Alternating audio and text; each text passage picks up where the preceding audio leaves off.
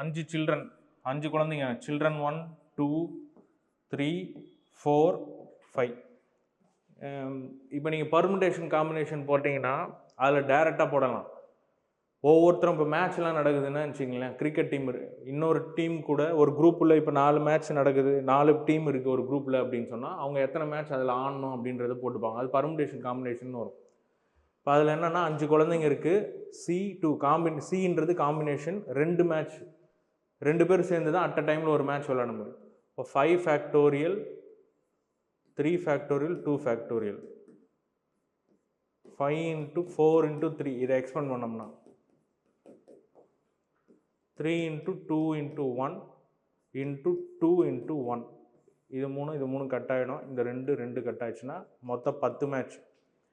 சரி, இது வந்து பர்முடேஷன் காம்பினேஷனில் போடுறது. ஸோ அது வேணான்னா இப்போ பாருங்கள், ஃபஸ்ட்டு குழந்தை வந்து அடுத்த 4 பேர் கூட மேட்ச் விளாடணும். First match, second match, third match, fourth match. அப்போ 4 மேட்ச் வந்துருச்சா? இப்போ இந்த குழந்தை முடிச்சு. இப்போ இந்த மேட்ச் ரெண்டாவது குழந்தை இது கூட ஒரு மேட்ச்சு, இது கூட ஒரு மேட்ச்சு, இது கூட மொத்தம் 3 மேட்ச் வரும்.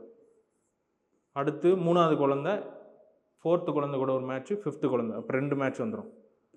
இது C4 பார்த்தீங்கன்னா C5 கூட ஒரே ஒரு மேட்ச். அப்போ 3த்தையும் கூட்டினா என்ன வரும்? 10. அப்போ டோட்டலாக 10 மேட்ச் விளையாடணும். ஸோ ஆப்ஷன் பி 83க்கு 10.